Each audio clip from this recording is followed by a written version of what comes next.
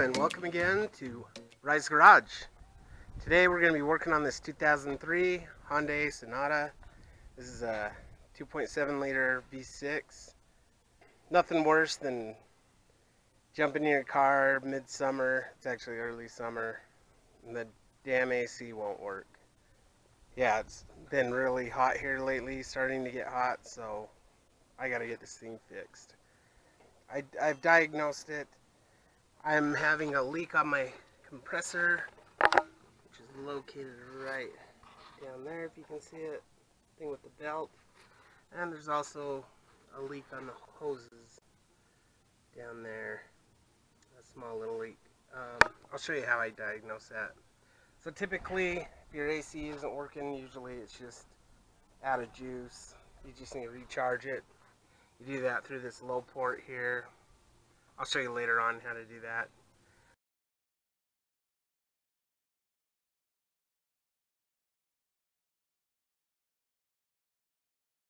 Really quick check is just feel down here and grab your AC compression plate right there and just try to see if you can spin it. Not your pulley, not with the belt on.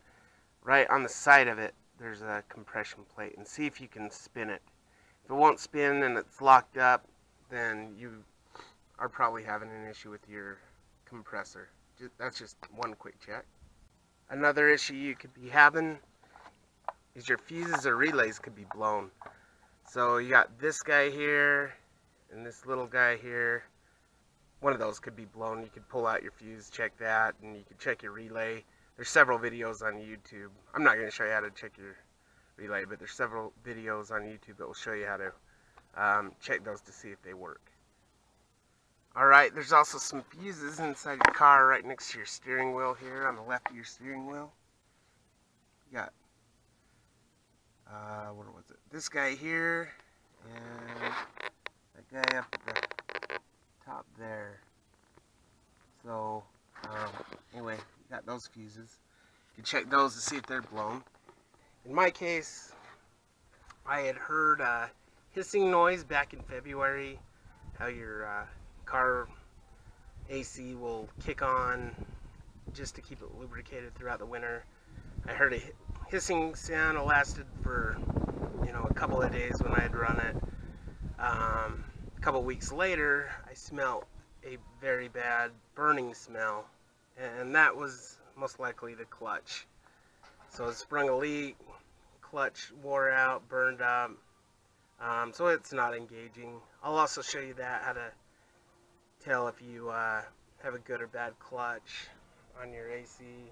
So I'll show you that. I'm going to break it up in different segments, this video. So this is video 1 of however many.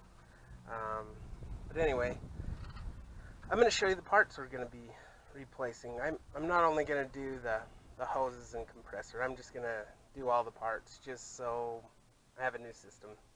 This car's getting old, so I'm just going to replace them. Now that I'm having problems with them all, I'm just going to do it. So I'll show you how to do it in my way. Granted, there's several ways to do it, so don't blame me if you blow up and die. Just kidding. But, do your research before doing this. Just letting you know, this is a must. A very, very, very big must. If you're going to attempt this, you need your system evacuated. Have this done by a professional. They can recycle it. It's safe for the environment. Plus, it's a safety hazard. It won't blow in your face. You have to have your system evacuated before beginning any of these repairs.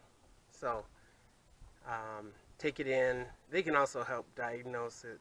Usually it's around 30-40, depending on where you live and all that stuff. But that's generally about what it costs to diagnose and to evacuate your system.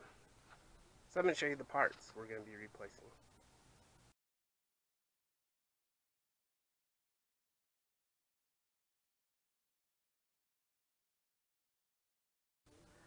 Alright, so these are the parts. First we're going to do the condenser, which is right here, this big piece. It's located in the car right here. Thing with all the bugs and rock dents in it and all that. I'm going to replace that, so that's brand new. Next we're going to replace a dryer. Here's your dryer or accumulator, whatever you want to call it. It attaches to your condenser. That's located right there. Got the two hoses there. Here's your low. That's the one that you refill when need be. And here's your high one, right here. So your low one goes all the way from your AC compressor all the way to the back on your firewall to your expansion valve. And the expansion valve is that little square that's right here. We're going to be doing new Schrader valves. I'm just putting those in just for the hell of it. Like I said, all brand new stuff. It's about $7 for your O-rings. You do need to put new gaskets on no matter what. If you're going to open up anything. This PAG 46 goes into your compressor.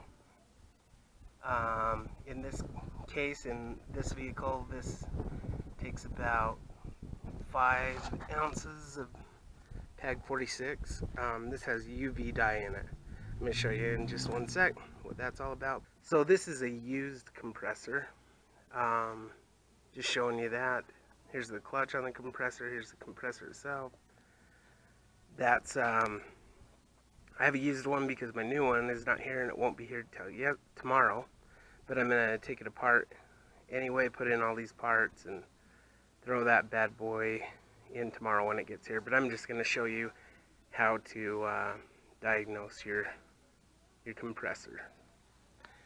Especially if you decide you don't want to pay big money. That was like, for a brand new one, it was $160, $170, somewhere in there.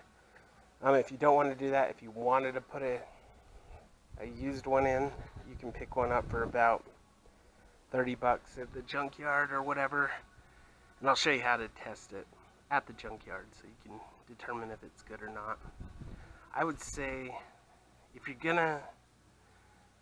compressor went bad in your vehicle, you have to at least do your compressor, of course, and your dryer accumulator at least. I'm going to move on to some specialty parts you'll be needing for this task. Okay, so as far as specialty tools, you'll need this gauge. This will tell you how much vacuum you have in your line, if it's charged or not. So you'll need this gauge with these hoses. You'll need a compressor.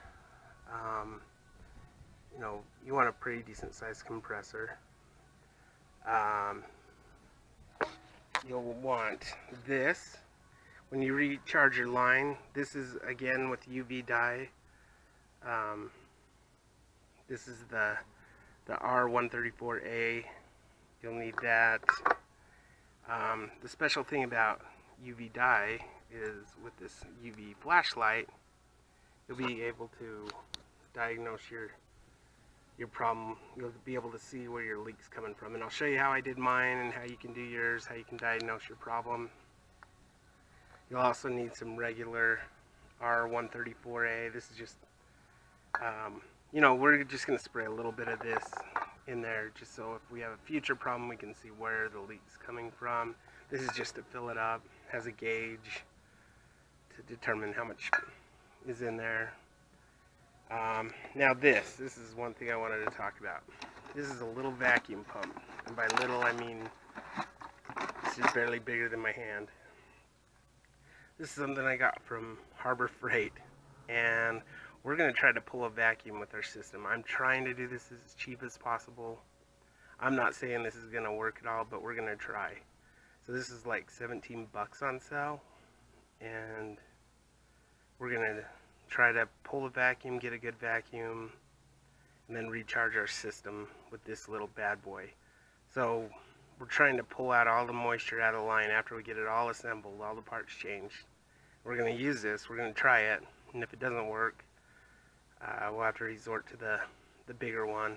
And you can either rent it or buy it. To buy a pump, it's anywhere from $90 to $160 on up. but generally that's about the price range. But this one's 17 bucks, and I've heard you can do it, and I've also heard you can't do it with this, so we're going to test it. And then you'll need some ramps or jacks so you can pull out your compressor. You get it underneath your car easier. So those are all of our special tools. So let's move on. I'm going to show you how I diagnose my problem. Okay, so I'm in my garage now. Hopefully this is dark enough to see. But what I did is I opened up this low port here, low Schrader valve, and I put some of this special UV dye in it. This is like 10 bucks at Walmart, I would say, something like that. You don't have to put very much in, just so it gets through the system. Turn on your car, run your AC on full blast, and then what you're going to do is you're going to look and see, you can see where it's leaking, and we're going to again use this UV flashlight. So this isn't a regular flashlight, it's UV. So it's going to glow. And I don't know if you can, how good you're going to be able to see this, but it's a green tint. It glows green. So if you can see it by that Schrader valve. Now that's overspray. I did check if that Schrader valve was leaking, and it's not. So that's overspray. And before I get too far, there's other ways to diagnose this. One is there's like an AC sniffer. It's a box with a tube that comes out, and you run it along your lines, along your system, and it will detect if there's a leak, and it will beep and give you a sound, alert you that, hey, there's a leak right here. But I've never used it. I've heard it gives you a lot of false positives. Not saying it doesn't work well. I've just never used that. Then you can also use soapy water. So you can put a little soapy water in here, just kind of drip a little bit, and just see if it bubbles while your system's running. That will show you there's a leak on your Schrader valve, and then you'll want to clean it out and replace your Schrader valve. I'll show you how to do all that here in a little bit, but anyway, this is my favorite method to use. It works pretty cool, just with that UV stuff. So again, there's some overspray. I trace my line all the way back to the expansion valve. There's nothing there. I've already done all this a while ago. But if you look at my compressor, I don't know how good you'll see it, but right back here, it's glowing green, if you can see it with this. And so it's leaking at the compressor. Again, my clutch burned up because it lost the oil out of it. And then also, if you trace the lines all the way down to the bottom, down there, if you can see them, there's some leaks down there, or a leak. So I'm going to replace my lines, and again, every part, but the ones that are bad are the compressor and my lines, or at least one of my lines. So you'll also want to check your condenser for leaks, and it'll just turn green. I've already done that. Condenser's good. My Drier, Accumulator Drier's good, but we're replacing those just so I can show you how to do yours if you need to. And I want new parts in my car. So that's how I was able to diagnose it. So now we're going to get into the real fun of tearing apart the car and putting everything back together. I think what we're going to do is we're going to start out with the condenser and the Drier. I just think if I take out that will give me a little more access to my compressor, my lines, and all that. So I think that's what we're going to start with. Again, do not start this if you haven't had your system evacuated. I cannot stress that enough. So again, this is video 1 of however many. As I get through the repairs, that will be a new video for each of them. But have your system evacuated by a professional. Don't start this until you do that. So Yeah, let's begin. Another thing, make sure you have gloves on and your safety glasses, just in case that there's any residual pressure in your line. But that's what I'm saying, have it done by a professional. So, all right, we'll begin this. Okay, so we now have our car up on some ramps. So, got it elevated, that way we can pull out that compressor easier. It'll be easier to work on. Also, before we begin this, make sure you have your negative battery terminal off. That's a 10 millimeter bolt. Wrap it up so it doesn't touch anything, just so it doesn't short circuit anything. And we're gonna begin ripping the old car apart. Again, we're gonna start with the condenser here. That'll be first. So that's gonna be part 2 of this video. So hopefully this video will work for you. Thanks for watching BryzGarage. Be safe and take care.